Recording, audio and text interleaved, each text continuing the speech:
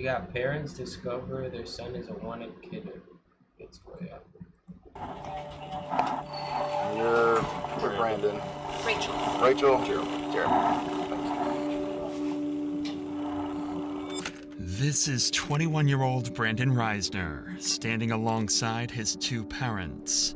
For the last 6 hours, Brandon has been on the run from police after brutally killing his best friend. Keep going! You jumped the fence. Head back towards Collinwood. And as Brandon's parents learn their son is an alleged killer, all they can do is pray as they patiently wait for their son's fate.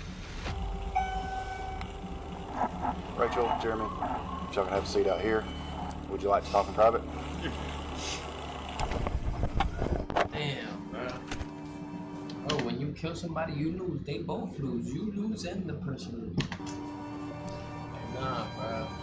That's sad, bro. They know he's going away.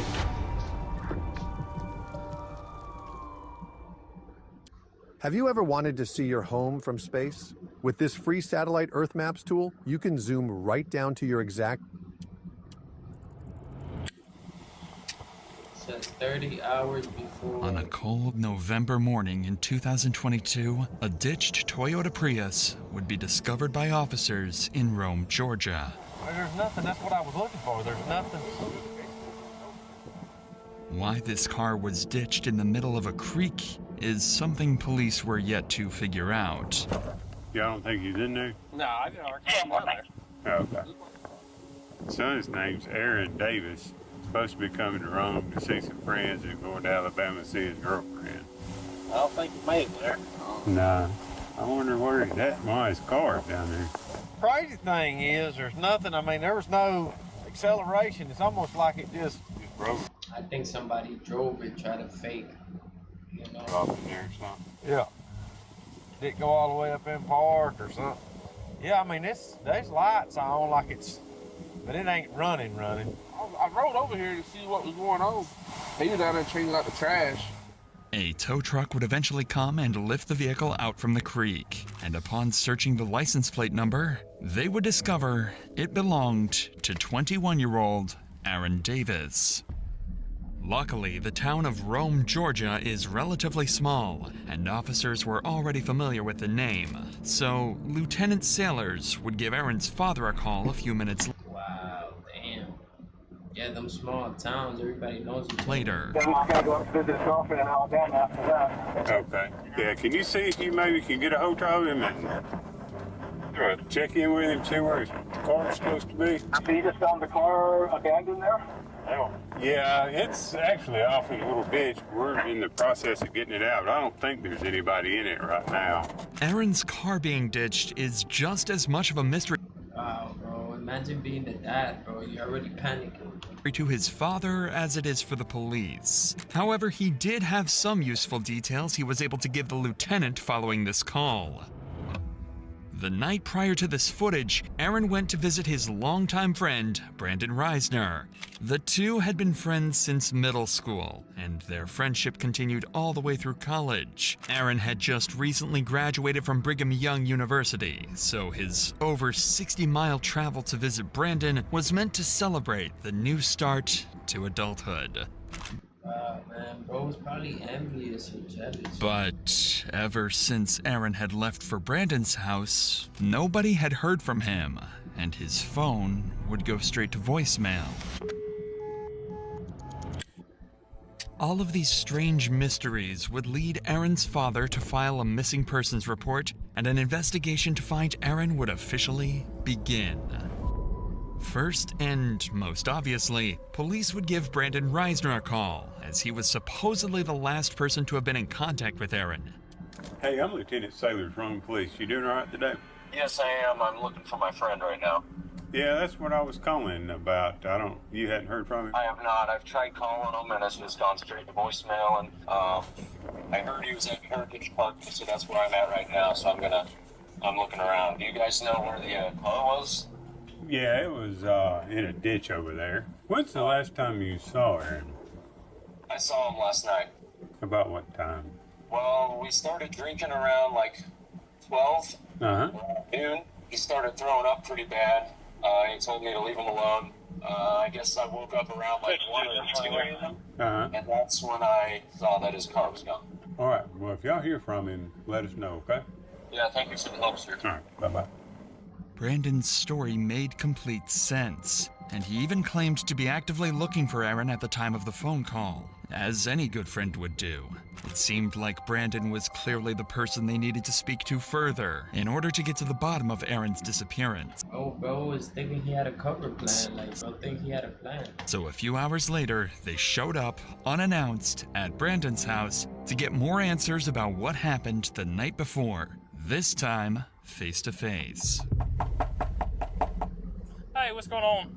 I'm Officer Gar with the Rome Police Department. We're following up on all this. Can you walk me through what's going on? Just make sure we're all on the same page. We started drinking around 12 yesterday. Yeah, it's you and Aaron, right? Yeah, me and Aaron. Okay. Anyone else with you guys? And we went to bars, and I had bought some red wine. Yeah. And I could tell he's making up the story. Damn, bro. Brother killed his friend, bro. That's fucked up. back here, started drinking red wine. He doesn't drink too often, so Yeah. he had gone upstairs and was just puking everywhere to the toilet. It was like standing up and puking for some reason. And I went downstairs and he told me that he doesn't need any help. I went downstairs, dropped a bottle, cut my pinky, and I went to the urgent care this morning, took a shower, went to bed, Okay. and then woke up 1 to 2 a.m. and his car was gone. Despite Brandon's strange demeanor, Aaron's actions last night connect with the ditched car and lack of response for the last 12 hours. If Aaron was a light drinker and got heavily intoxicated, who knows what he could have done while completely by himself. So, how long have you and Aaron been friends? We met when I was in 5th grade, Okay. and then we became more like close friends, I'd say, like around freshman year. We're still trying to find him. I don't know. You know, he may just be staying at a hotel, sleeping off whatever happened last night. Yeah. It doesn't necessarily mean he's in danger or anything like that. You have any problem with us checking inside the house? No problem at all? No ferocious iguanas or anything? No. You never know, man. People have all kinds of pets. The officer would search the house and find some interesting discoveries. Several doors would be locked, specifically the door leading to Aaron's room, where he supposedly threw up several times. This was strange, so Brandon would be called inside to help get them up to Aaron's room. Do you mind coming in here with me so you can just show me where I'm going and all that? Yeah. This makes it a little bit easier. The bathroom is up there that he was up checking in. I got you. Well, follow me. Oh, Lord. Is that what's in the laundry right now, I guess? Okay. Officers would notice a strong chemical smell coming from the room and find excessive amounts of cleaning supplies. But all of that would mean nothing compared to what they found next. The fuck did they find next? There's a significant amount of blood next to the bed, too. Decent. More than just vomit all the way over here. Looks like it's been there a while, but he could have been throwing up blood, I guess. See all that? It's weird to be throwing up blood like that. Not to mention, if he had alcohol poisoning, he wouldn't have been able to get up and move around this morning. Especially at 2 or 3 in the morning. Just poured powder right there, too. That's it right now. The cops are starting to find the whole scenario awfully suspicious. The odd story from Brandon, the puddles of blood in Aaron's room, the hundreds of dollars worth of cleaning supplies. It seems as though Brandon sensed the officer's suspicion arising as well, as when Aaron's room was being searched, he decided to do this.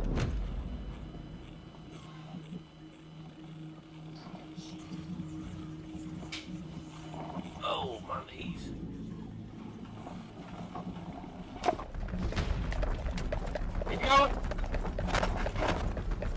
Oh shit, he took off.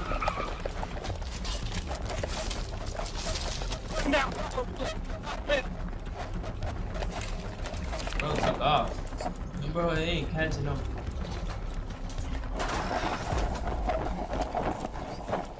Jump the fence. Head back towards Collingwood. He wasn't gonna catch his ass.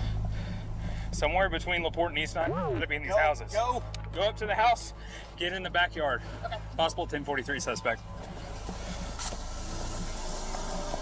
Head back towards Collingwood.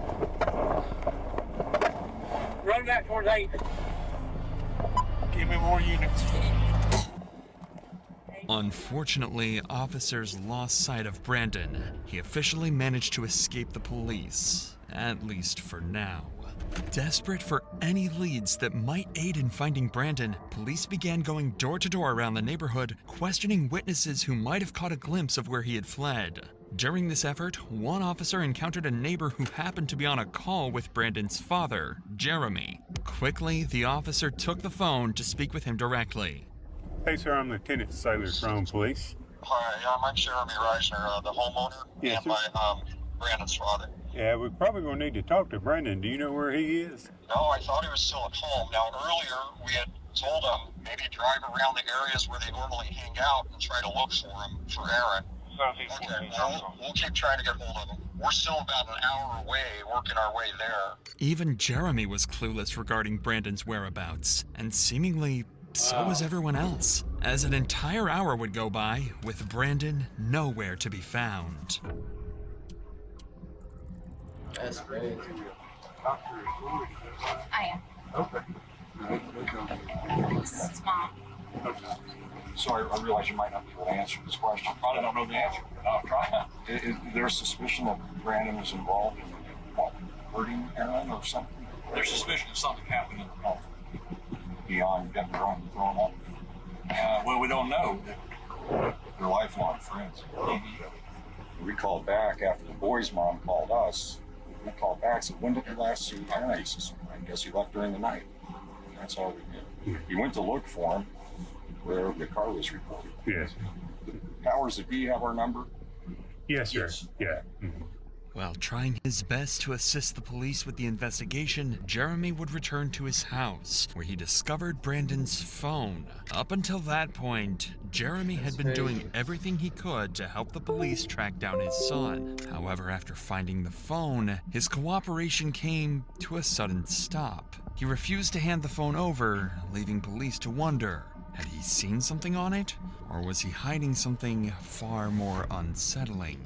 But before we get to that, Jeremy is not alone in facing a tragedy. Unfortunately, it can happen to any of us. Take Yvette Torres. She was walking home from work in Philadelphia when a truck struck her without warning. Morgan & Morgan fought for her in court and won her nearly $12 million. $26 million. That was fortune. Fortunately, Jeremy was unwilling to give up the phone to cops until he could better understand the situation. After all, Brandon is his son, and he is innocent until proven guilty. So giving up the phone could be a tragic mistake. Again, hours go by with no further leads or clues as to where Brandon went. What Jeremy managed to find on Brandon's phone during this period will forever remain a mystery. However, when police spoke to him again, his demeanor would shift dramatically. What's the status? All right, so first of all, I understand you found his cell phone. That's right. You want to turn that over to us? Maybe.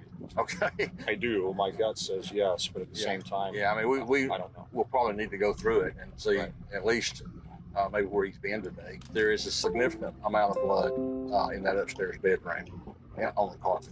But I wanted to be straight up with you. No, not going to find that. Okay. No, I appreciate that. Do you have a warrant that would include the phone? No, we'd have to get one at some point, so we couldn't go into it without that. So, some text back and forth. Maybe something helps, and I know. helps him, But I can't promise you that. I don't. No, I know. Yeah, I don't know what I was in there, so. I want to. I was I know, as a father, I understand. All right. Well, yeah, I'm gonna keep walking. Something had changed. Whatever was on that phone had to be disturbing. He saw something on that phone, yeah. And the officer seemed to have caught on to this as well. Because he doesn't know what's going on. But he seemed a little shocked that we're at his house. He seemed respectful in the sense that he was okay with us being at his house and doing what we needed to do. I couldn't really get a feel for him. He may just be covering for his kid. He's got to be. Him having the phone and not being shattered tells me that his son handed it to him. So he found the phone, tells us that he found the phone, but doesn't want to give it to us without searching it. Text messages not there. Probably. He was telling Randy that there were texts in there about him asking for if anyone had seen Aaron. I wonder if those texts were sent since we've been here, though. These officers were spot on with their theory. On the phone, Brandon would leave an array of horrifying notes, such as his scream became a gargle as he swallowed his tongue. What the fuck? Oh my god. Like dark places where my mind melts. It feels so good and I feel so cool. My brain's a waterfall running out of my nose like drool. I can turn myself on in the blink of an eye. They notified me as the smartest man alive. Additionally, he would leave a to-do list following the murder of Aaron. 1. Schedule last 3 songs. This was in reference to his YouTube channel where he would post his music. 2. Vacuum. 3. Laundry. 4. Shower in my shower. 5. Take bath. Tomorrow. 1. Text Rachel that Aaron threw up horribly. I think there was some blood in it. 2. I woke up and he was gone. Whether or not these exact messages were what alarmed Jeremy is unknown, but something on that phone made it clear to him that Brandon had killed Aaron. And just an hour later, Jeremy would call police, detailing that he was with Brandon and that he was willing to surrender and turn himself in. So 25 minutes later, Brandon and his parents would arrive at the station. You're Brandon. Rachel. Jeremy. Thank you. My goodness, bro.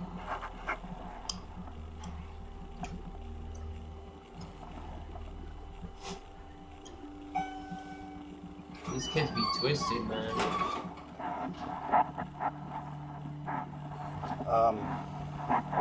Rachel, Jeremy, if y'all can have a seat out here, I'm gonna take him back there and we'll talk, man. Would you like to talk in private?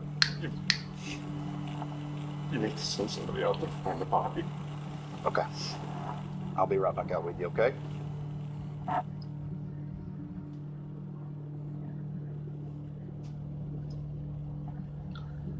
Damn, bro. Anything in your pockets that I need to know about? Wallet and keys. Those real quick. These dudes are killers, man. Stone cold killers for no reason, bro. You ended that kid's life for no reason. Anything else? No. Sorry about that. Go ahead and have a seat. Wow. Now that Brandon was secured, the detective would sit him down to try and get a basic confession or any information that might ease the path to conviction. Alright, like I was saying, I'm Detective York. I work here at the wrong PD, of course. Detective York, yep, that's me. So before we get started, got some paperwork you gotta fill out. The detective would start the interview by getting Brandon's basic information and contact addresses. So I'm gonna read you some stuff before we get started, okay? You have the right to remain silent. You have the right to talk to a lawyer for advice before you are asked questions and have him with you during questioning. I would like a lawyer. You would like a lawyer, okay? All right, sit tight for just a minute. Brandon was smart. He knows nothing he says in the interrogation room will go on to help him in court, so he decides to keep his mouth shut. While this is unfortunate for the detective, Brandon's parents are more than willing to have a discussion with him. So instead, he turns his attention over to them to try and get the information that he's looking for.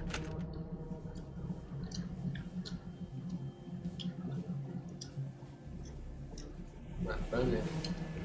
That's horrifying, bro. Thank you. Thank you. Wow. Poor dude. There's a lot going on right now. Anything that we can do to go right now. Need you find my body. I can take you out. Try to show you. I can try to show you. You can try to show us The general area, yeah. Okay. There's an old cemetery. Then you turn left. Something like Trendle. Okay. We can show you on that. This statement from Jeremy was crucial information to track down Aaron's body. But as valuable as this information is, the detective recognized the importance of capitalizing on the opportunity to gather as much from Jeremy as possible while he remained cooperative. With this in mind, he shifted his focus to delving deeper into Brandon's personal life before turning to search for the body. Brandon had brought him home from college because he was having anxiety attacks, he was having suicidal thoughts, he was having visions. Brought him home to make it safe. Trying to get his medications right. Got a call from Brandon this morning at 9 or 10. He was asking about one thing out, vomit, and so they had drank. He didn't want Dad finding out that there was vomit upstairs in the carpet. That's all we heard. Then an hour or two goes by, and the boy's mom calls us. Or I called Brandon back on the meeting after the murder. So, you know where Aaron is? This is not together around 5. And we were told that Aaron had run away, ran from the house, ran from the police. His body is luckily there. He's mentally unstable. He has Tourette's since he was a kid, diagnosed as a kid. And with that comes OCD, and people say they have OCD all the time. They don't understand until they live with that. This raises the possibility that his actions may have been influenced by mental instability. However, it's important to consider the context. Jeremy's statements could be an attempt to have Brandon plead insanity in court. Therefore, it's essential to approach these claims with a grain of salt, as they may not fully reflect the reality of the situation. Regardless, police now had an approximate location of where Aaron's body should be, so all hands went on deck to search the cemetery Jeremy had described. Aaron was found buried in the cemetery, behind a secluded area in the back of the property. Even worse was that his body was wrapped inside the very sheets he slept on in Brandon's house. The speculation had come to an end. Brandon Reisner was a cold-blooded murderer. Right after this discovery, Brandon was placed under arrest for the murder of Aaron Davis and transported to the local prison. But the cops found his behavior very unconventional.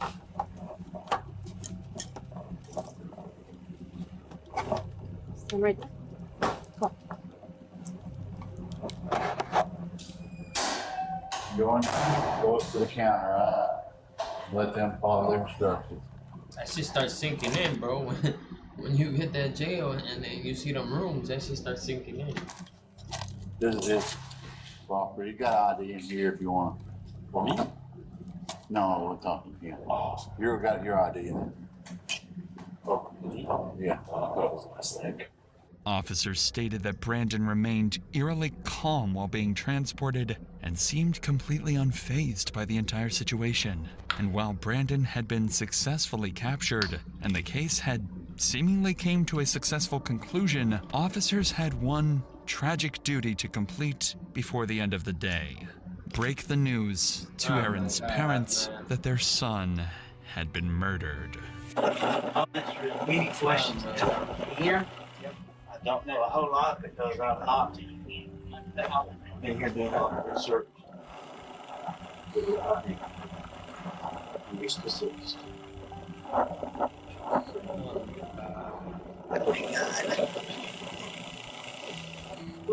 Why would he do that?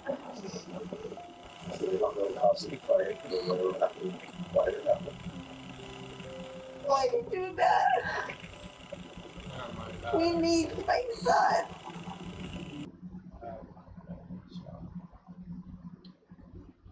I can't watch that, yeah. It's nothing short of an evil, horrifying act on Brandon's behalf, and justice had to be served for Aaron's and his family's sake. That justice would come inside the courtroom. On July 18th, 2024, Brandon was left with little to no defense for his crimes, and his plea to claim mental insanity was quickly ruled out. And I have come to the conclusion that Justice requires that Mr. Reisner be sentenced on count 1 to imprisonment for life without parole. And that's what I'm going to do. He was sentenced to life in prison without the possibility of parole after pleading guilty to the murder and mutilation of Aaron Davis. Yeah. Like, comment, and subscribe. That shit's crazy.